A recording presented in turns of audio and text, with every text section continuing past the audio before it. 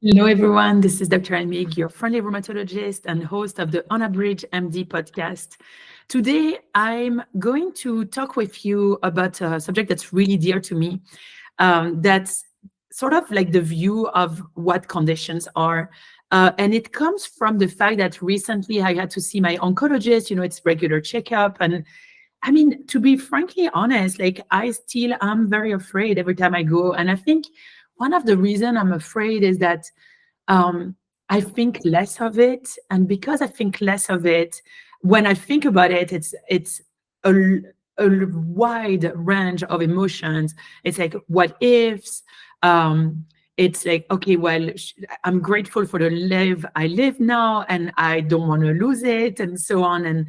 And and this, in addition to some talking I've done with my mentor in France, and we were talking about, he's a physician and he's more than 80 years old. He's 85 now, and he really is such a bright, and incredible man. And we were talking about my own experience through cancer and how I had decided very early on, pretty much at the beginning of the diagnosis, that I was going to befriend the cancer diagnosis.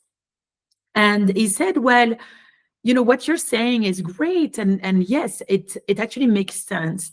But diseases, conditions are just another language. And I'm going to repeat this because it has to sink in. Conditions or diseases are just another language.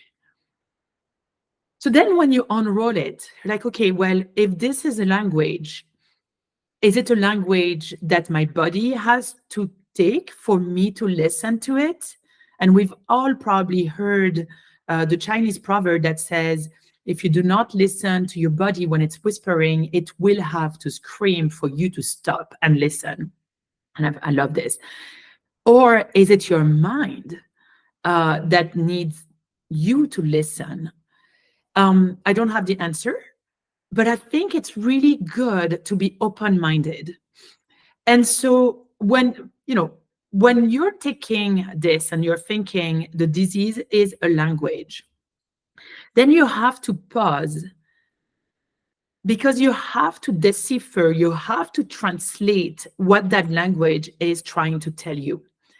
And then instead of being upset, instead of ignoring it, you're trying to figure out what it's trying to tell you.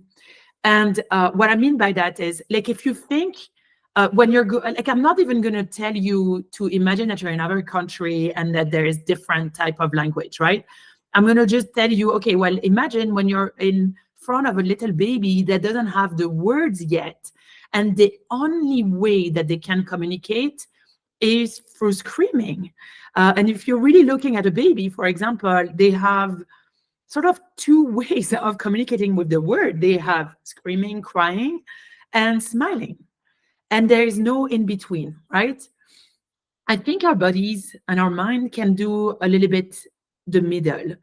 But I actually want to say that if we are really in tune with the baby that we're seeing, we can understand better what they're saying. And it's not just those two states of crying and laughing. There are in-between states. It's just that we need to learn how to decipher it, how to translate that. And I think it's the same with conditions. And you see what I'm using. I'm using the word conditions instead of disease. Condition is with, you're dealing with this condition. It doesn't mean that you have to deal with it forever. So once you're thinking, well, okay, this is a language, I'm stopping, right? What, like, you're going to ask me, what does that do for me if I do have a condition?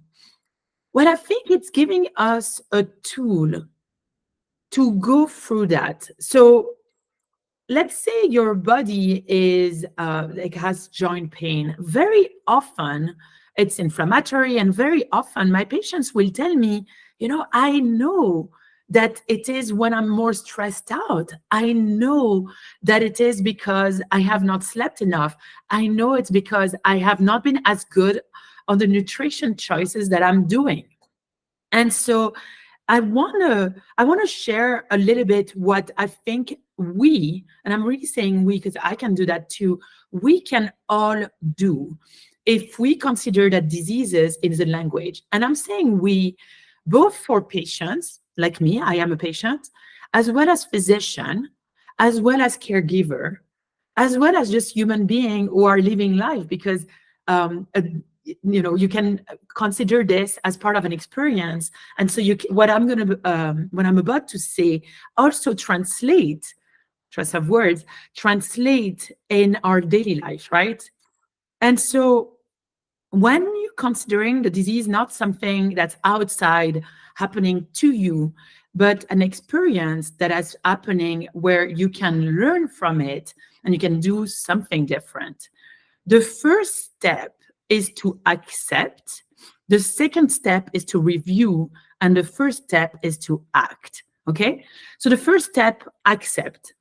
It's to accept the worst that can happen to you, because that will actually remove the stress. So what I mean by that is, and I'm going to give you my example.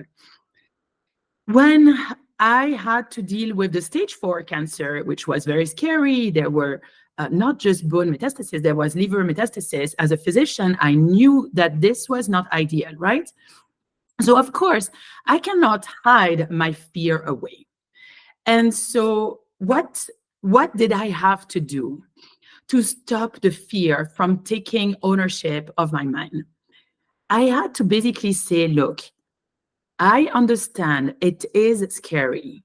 And yes, there is a possibility that I die from this. Now, there is this possibility, but this is not where I want to go. And while I acknowledge that this is a possibility, I don't want to live in that fear, because I am going to decide that that is a possibility, but I'm stopping to look at that. And so you see how I'm not saying I don't want to see this. I'm basically saying I acknowledge that possibility. I acknowledge the fact that treatment may not work. I acknowledge the fact that this is a deadly condition when it comes to the cancer, right? And I am acknowledging the fact that I do not know where this is going. And at the same time, I'm saying, and I'm deciding to visualize myself healthy, visualize myself cured / remission, in remission. Because that is two different things. You can accept what the disease is telling you, and you can say, okay, I get this. This is deadly. I need to act. I need to change. Let me review. Let me act. You see, I mean, it is scary, but not accepting that would not have allowed me to pass through. And what would have happened is that I would have had this in the back of my mind. And it's only when I decided that, yeah, this may kill me. This may be the reason why I'm dead. But the truth is that we are all here at one point or the other. I will die. I don't know how. This may kill me. I acknowledge that, and I'm moving on. Okay, I'm moving on from that fear, because that doesn't help me. What I mean by that is that the fear by itself doesn't help me. Like, whether I'm afraid or not will not change that outcome. That is a possibility. Whether I'm afraid or not, that is a possibility. And so then you remove the fear, you're removing the anxiety. And I'm not like, it sounds really easy like that. It's not that easy, but it's just something that I had to do. And when I was afraid, I wouldn't be like, I don't want to be afraid. I don't want to be afraid. Let me think of something else. I was really stopping, looking at it and being like, okay, let me journal. Why am I afraid? And then let me get out of it.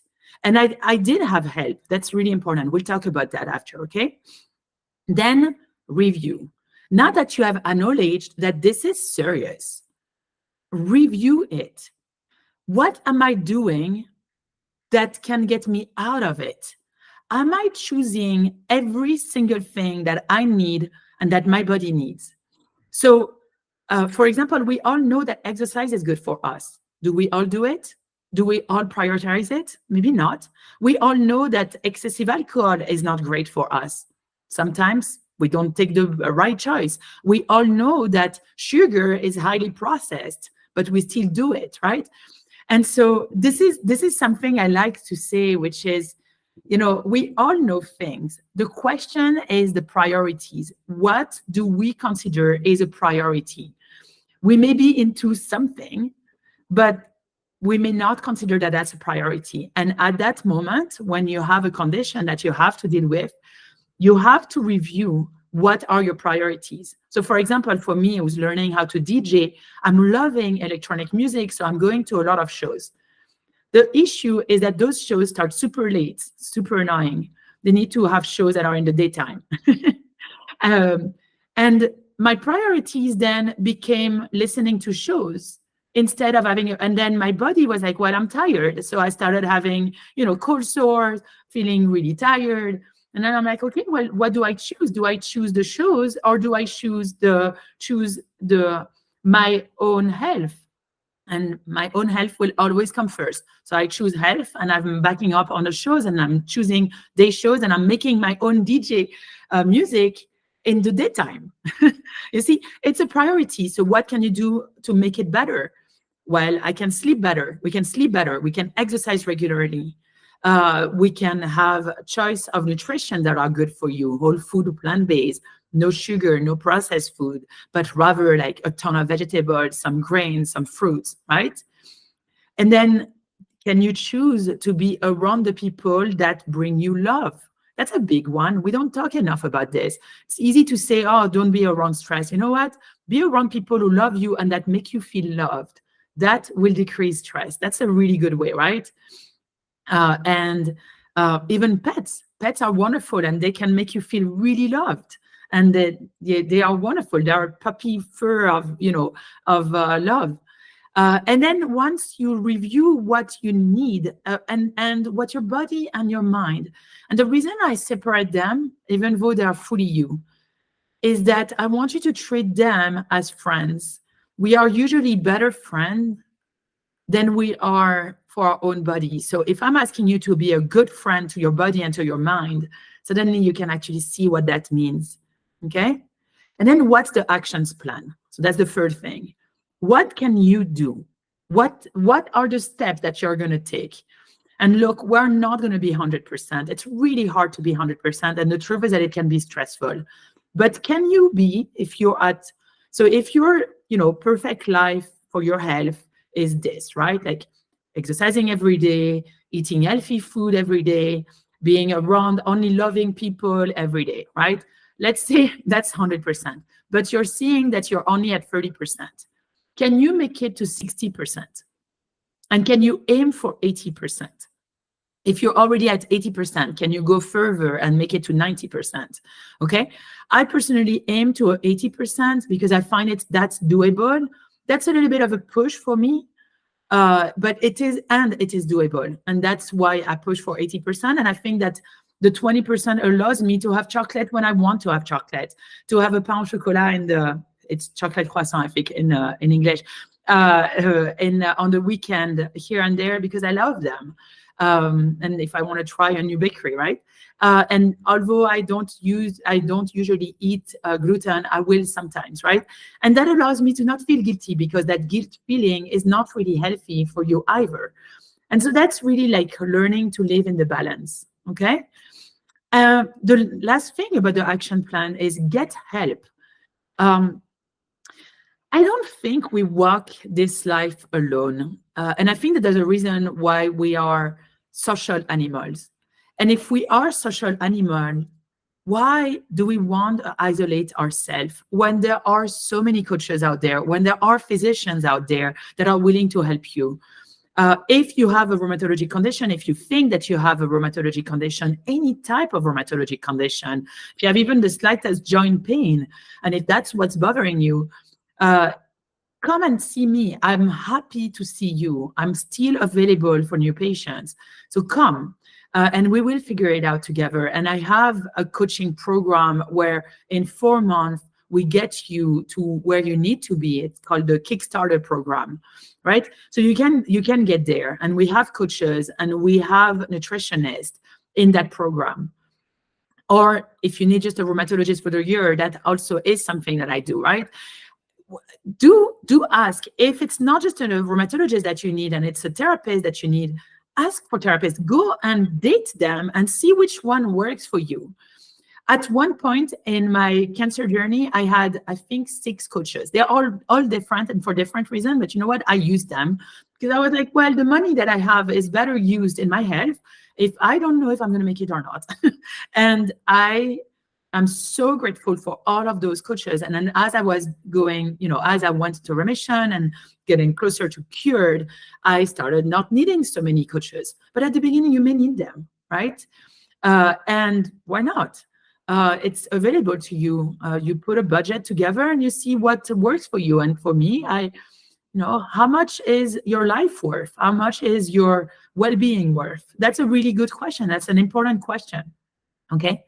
Anyway, so if you are here at the end of this podcast episode, I'm assuming you enjoyed it. If you have enjoyed it, I'm going to ask you to subscribe.